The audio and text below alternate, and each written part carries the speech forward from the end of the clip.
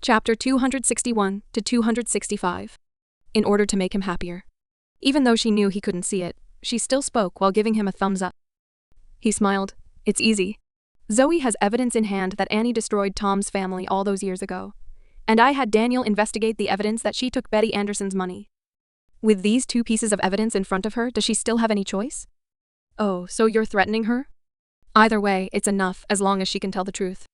After William Walton finished speaking, he added, also these things I instructed Daniel to do them, remember. Laura only felt it was funny. She truly felt that she had nothing to say in response to such a jealous person. No matter what, they were more or less done with Betty Anderson's framing. Of course, she also knew that not everyone would believe this news. After all, the woods were big and there were all kinds of birds. Not long after hanging up, she received a message from Amy. Laura, thank you for asking Mr. Walton to help me arrange this job. I am unable to repay you for your great kindness. I will engrave it in my heart for the rest of my life. When she thought about how she had only begged William Walton in lunch today, she realized that he had actually done the same thing in the afternoon. She was very touched. An hour later, William Walton returned. The butler hurriedly left through the kitchen door and went over to welcome him. Mr. Walton, you're back. Where is Laura? Miss Green is in the kitchen. William Walton frowned. What is she doing in the kitchen? Miss Green said that she wanted to personally prepare dinner for you. We have all advised her, but we could not. William Walton handed the overcoat to the butler and went to the kitchen door and entered. When the few aunties saw him, they respectfully greeted him. There was a smile on her face. You're back. William Walton was displeased. Who let you in the kitchen? Seeing that he was getting angry, she said, Didn't I go to the kitchen in the past? I didn't see you angry at all. It used to be before, but now everything is different. Don't you know that it's bad for your body to smoke the oil fumes? I don't have any oil fumes. The smoke extraction machines here are much better than the ones at my place. William Walton coldly said to the aunts. You guys don't want to do this anymore, right? The aunt quickly said. Sorry, Mr. Walton. After the aunties finished speaking, they hurriedly went over to Laura's side. Miss Green, let us do it. Laura looked at him speechlessly. Did it have to be so exaggerated? William Walton rolled his eyes without even looking at her. He turned and walked out of the kitchen. She pouted and followed him out. William Walton looked at the butler and said, in this family there will be no Miss Green, only Miss Walton, remember this. Yes, yes, yes. Mr. Walton, Miss Walton. She embarrassedly nodded towards the butler and followed William Walton upstairs. Entering the room, she closed the door and looked at William Walton unhappily. What happened to you today? Why are you so angry and why are you having menopause? William Walton looked at her unhappily. Remember, from now on, the kitchen is not the place for you. With a snort, she hugged herself and said, men really are all porcupines. What do you mean? She said in a displeased tone. Sounds like you really do care about me, but in fact, what you care about is this child. In the past, when I was at my place, I cooked every day, but I didn't see you care about me this much. Before she even finished speaking, William Walton had already walked up and gave her a kiss. After a long while, he released her and lightly tapped the center of her brows. Continue. She put her hand to her lips. This man was truly unreasonable, all right? I went to the kitchen to personally prepare dinner for you. I'm grateful that you were able to help me fight against Betty Anderson at the first possible moment, and you even helped me arrange a job for Amy just like that. When she spoke, her hand did not move away from her lips. William Walton could not help but smile, raising his hand and fondling her head. To me, this kiss of yours is more pleasing than doing anything to thank me. Rogue, she snorted, dropping her hand and going to the window to fetch the book. He grabbed her wrist, pulled her into his embrace, and hugged her. What do you know? Men are only willing to show their true nature in front of the woman they like. All I know is that men are the dominant species in the lower half of the body. That's because there are too few men you know. Also, I didn't let you go to the kitchen just now, partly because it's bad for child, and partly because there are servants at home. But they saw you working alone, so I was annoyed. I can't let you work while they're watching. She was speechless. Why was he angry because of this? After dinner, the butler came upstairs and invited the two of them to dinner. The moment Laura and William Walton went downstairs, the family members respectfully said, Mr. Walton, Mrs. Walton. She was nervous. Why did the Ms. Walton sound like the landowner's wife? She followed him and sat at the dining table, and William Walton said to the butler, Send everyone a lucky money envelope. Laura looked at him in confusion, thinking that today was an important day. In the end, he looked at her and said, This is a bonus, given by your Miss Walton. Everyone said, Thank you, Miss Walton. She blushed and nodded in embarrassment. No. You're welcome. Before the two could finish eating, the butler received a call. Not long later, he said to William Walton, "Mr. Walton, the second madam is back." She looked up at William Walton. William Walton's expression was cold. What is she doing back here? This. The butler looked worriedly at Laura.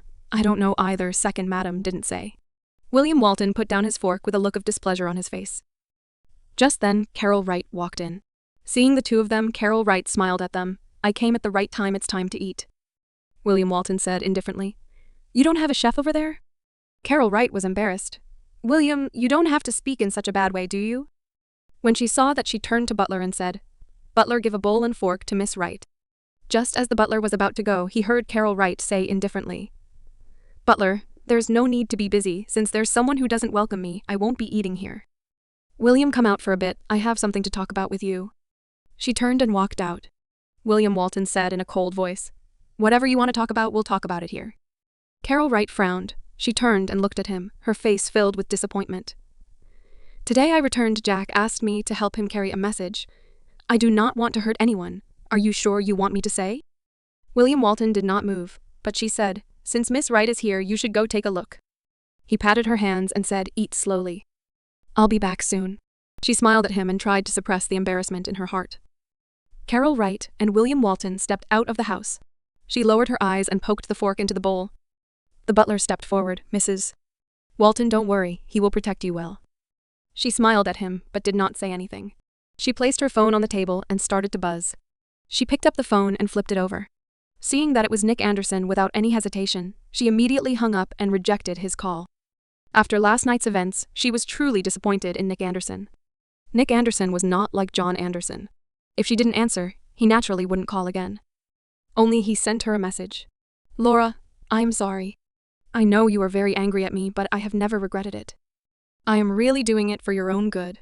I have something to confess to you." She did not return. Her heart was already outside the door. She did not know what William Walton and Carol Wright were talking about. Carol Wright went around to the small stone table at the side of the garden in the backyard and sat down. It was already winter, and the weather in the evening was very cold.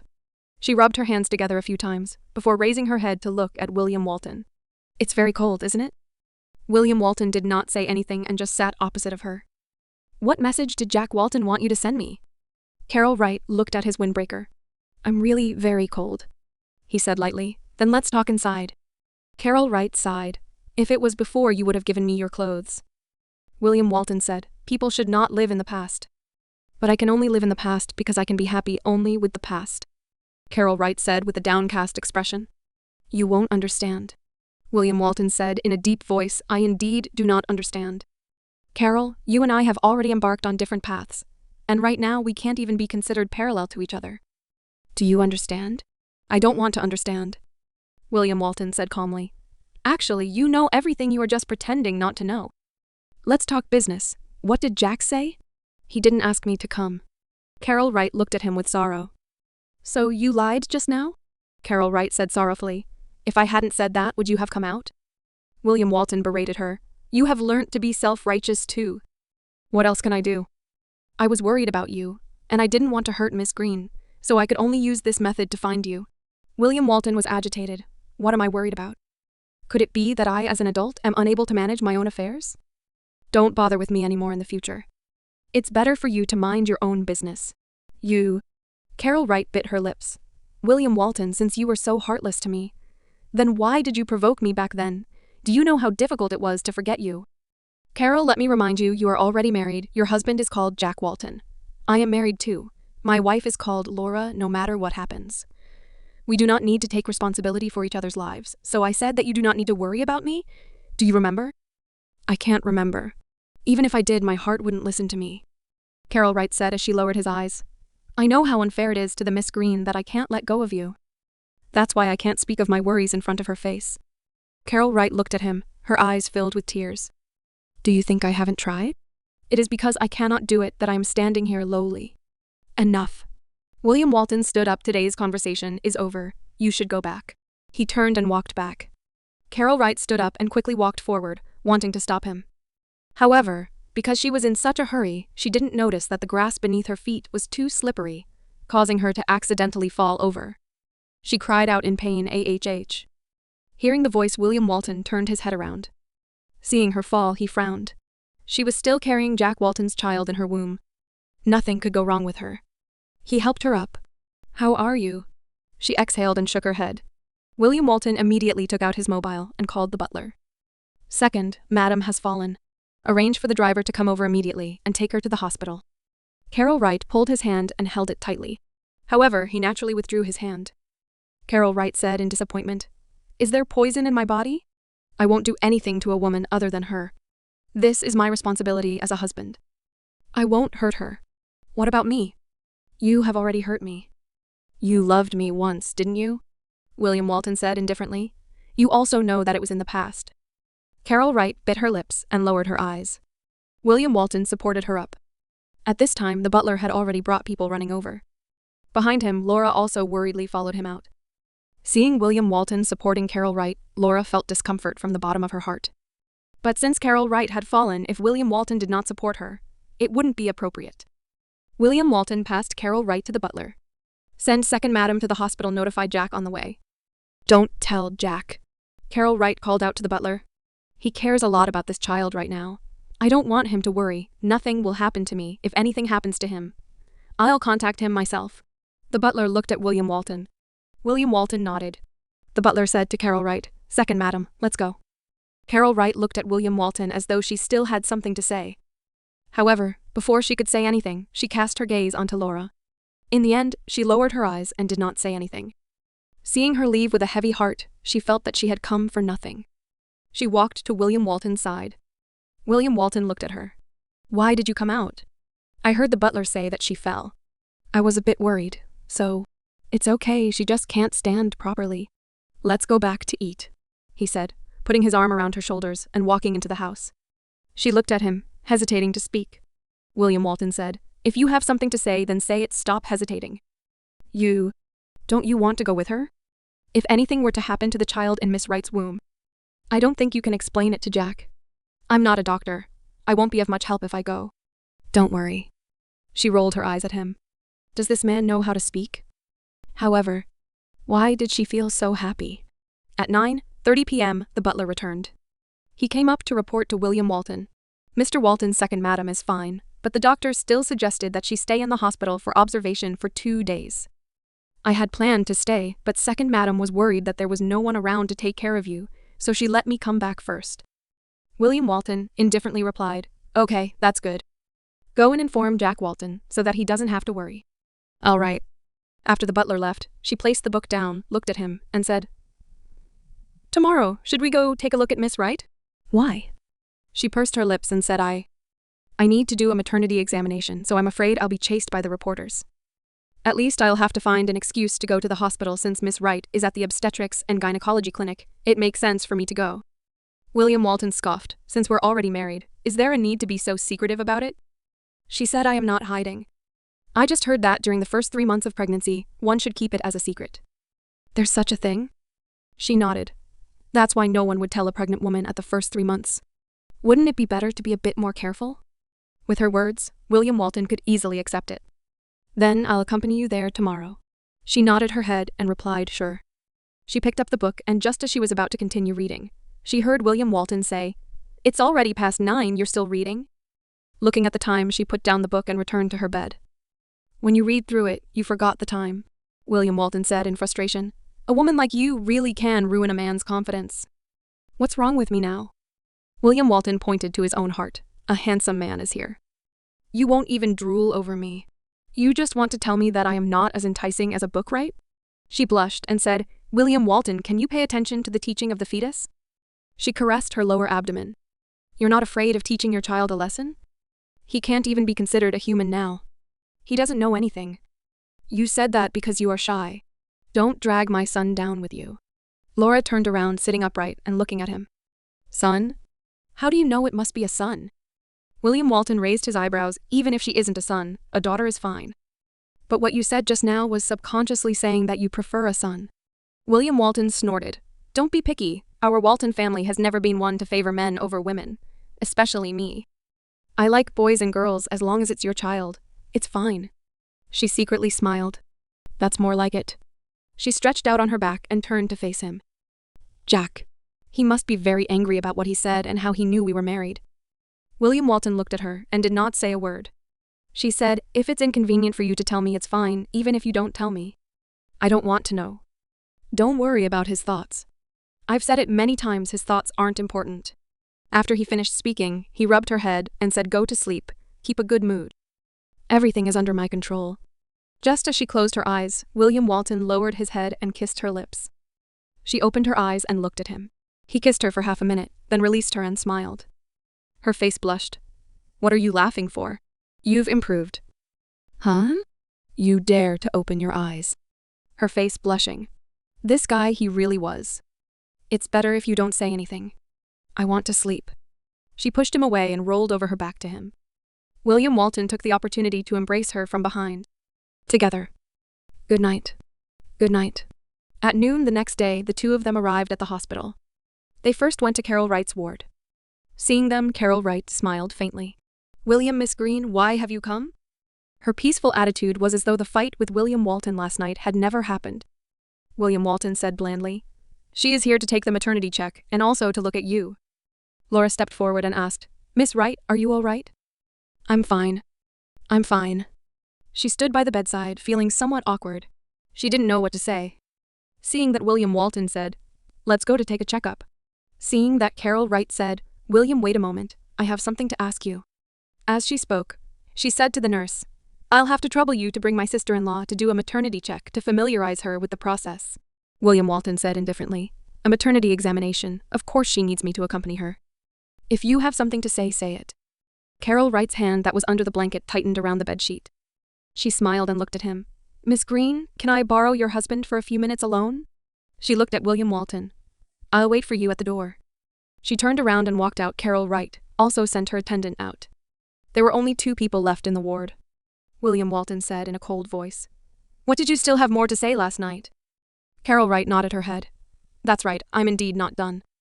Why didn't you come with me to the hospital? Are you really not worried about me at all? I'm not a doctor and I can't help you. Then why did you accompany Laura to have the pregnancy test today? You're not a doctor, so you can't help her even if you come.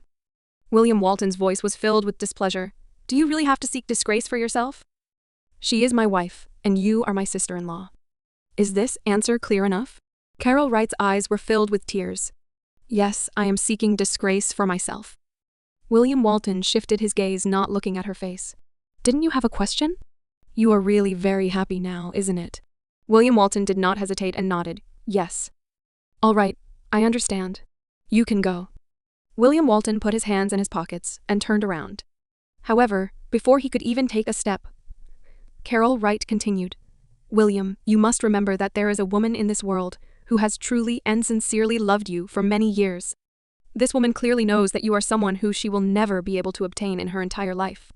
Yet she is still unable to clear her head. William, there must always be one among us who is happy. Since you are so happy right now, I will be satisfied.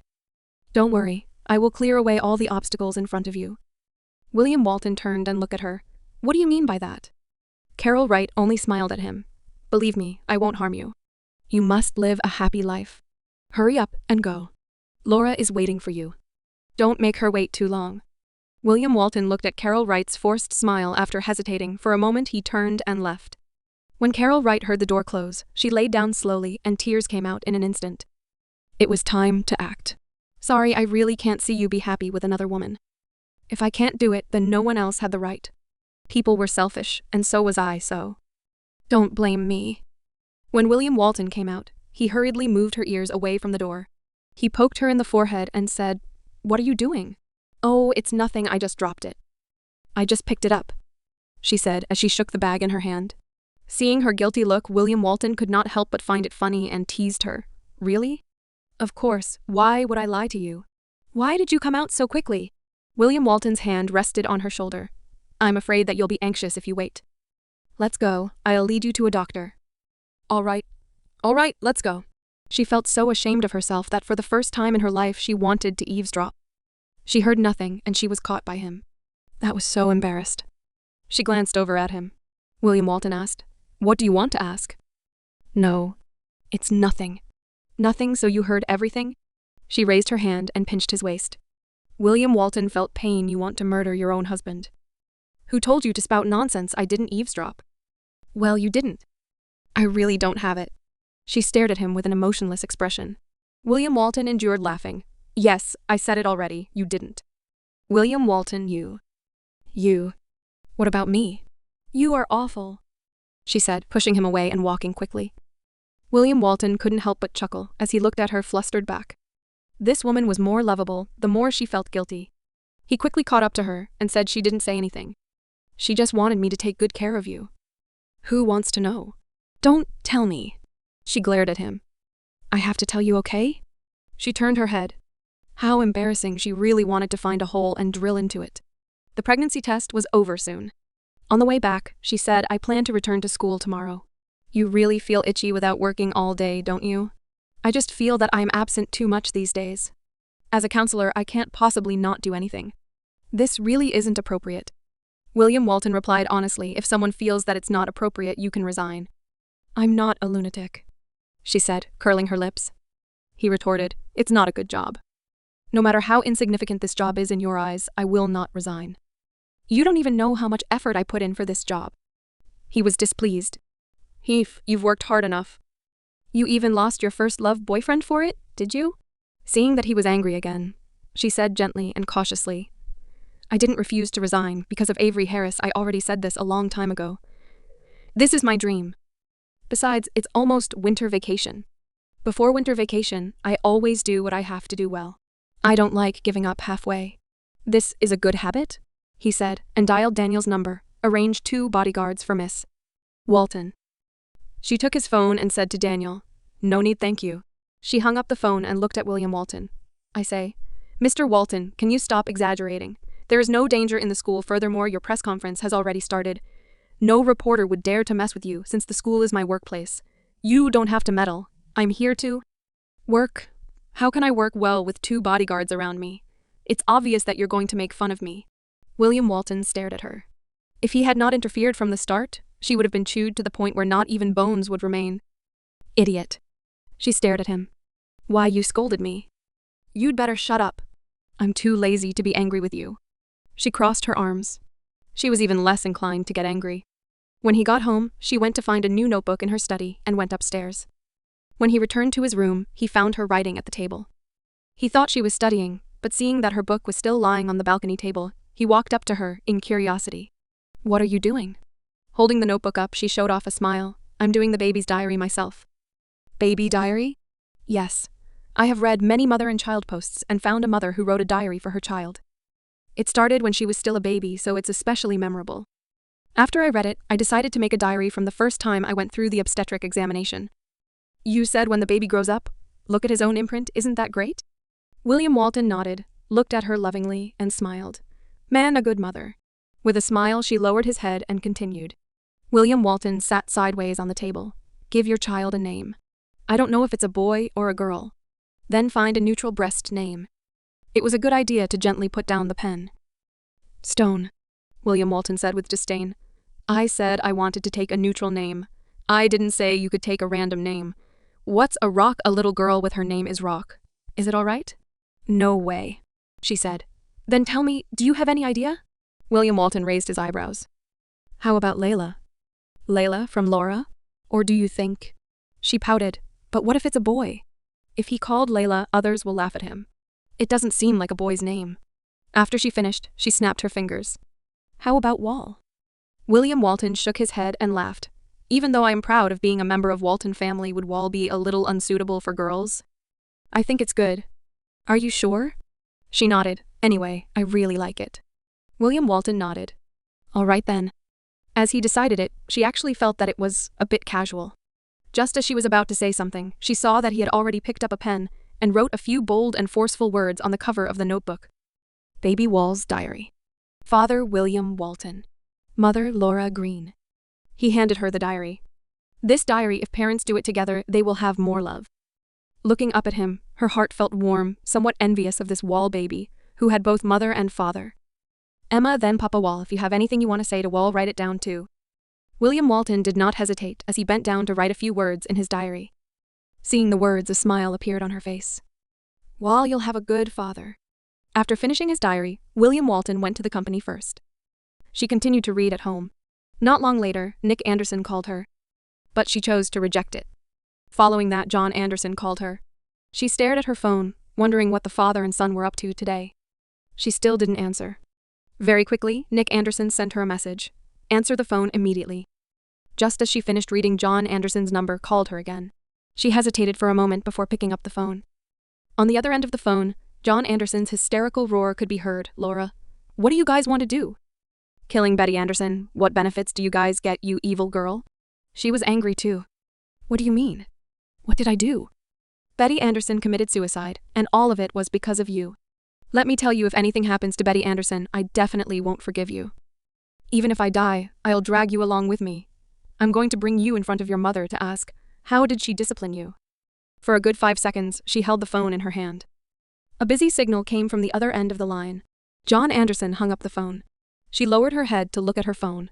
After a moment of confusion, she opened the Safari and entered the 2 words Betty Anderson's. When she was at home, she rarely paid attention to the news. That was why she didn't know that the media had posted a screenshot of Betty Anderson getting drunk together with a few men at a bar on the night before yesterday. In the photo, she danced with a man on the dance floor, arms around his shoulders. It was not at all like a woman trapped in love. Because of this, Betty Anderson became the laughingstock of others. Before he could finish reading the news, Nick Anderson's number had already been called. Laura picked up the phone and put it beside his ear. Nick Anderson's voice was a little weak. Betty's cell phone number has been leaked, and due to today's news, people are calling and insulting her. On the internet, and in reality, everyone is cursing her. She couldn't take the pressure and committed a suicide. She's already lost a lot of blood, the doctor said. Her condition is very serious, and it's very likely she won't be saved.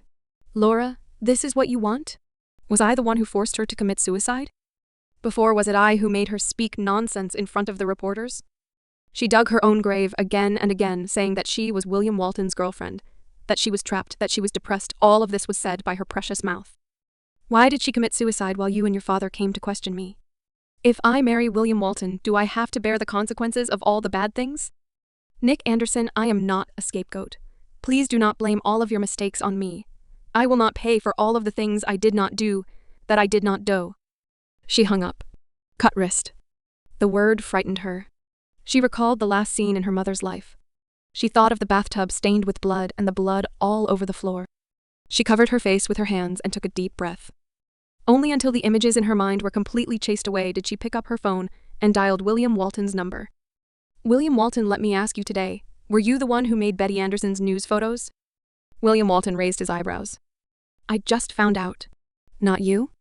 William Walton calmly replied, no. Betty Anderson committed suicide. William Walton nodded his head. I just heard from Young Kang that she committed suicide. Why do you sound so weird?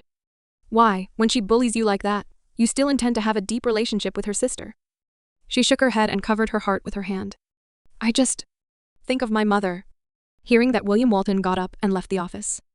Don't let your imagination run wild. Betty Anderson is not fit to be compared with my mother-in-law. William Walton, do you know how anxious he was when John Anderson called me just now? I finally completely understood that John Anderson was actually a good father. It's just that his is good, not good for me. You're past the age where you need a father. God knows I've let you down, so I betrothed myself to you to make up for the deficiencies in your life, eh? As long as this matter has nothing to do with you, then that's good. I'll hang up first and start reading. She hung up the phone, walked to the balcony, and sat down, then quietly looked at the distant sky. After an unknown period of time, the door to the room was opened. When she heard the voice, she turned around to take a look. Seeing that it was William Walton, she was expressed with surprise. Why are you here? William Walton smiled with certainty. My intuition tells me that you really need a hug right now, so I'm back. He opened his arms and stepped in front of her. Getting up, she walked to his side and took the initiative to hug him. Yes, she really needed it.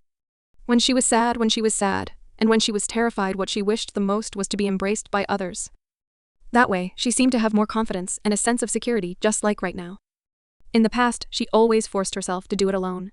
But after meeting William Walton, everything had changed. When she wanted to hug him, he was there. William Walton gently caressed her back. Don't think too much. Someone like Betty Anderson, after offending many people, she will end up like this. It's all her fault. Her life or death has nothing to do with you, so you don't have to be sad because of her, In his embrace, she nodded. Did that John Anderson just say anything unpleasant to you? If there is, I will avenge you. He suspected that we were the ones who did it. So what if we did it? He couldn't have forgotten his own daughter how much trouble she caused us in front of the media, right? Did he really think that everyone would be like him, indulging his useless daughter?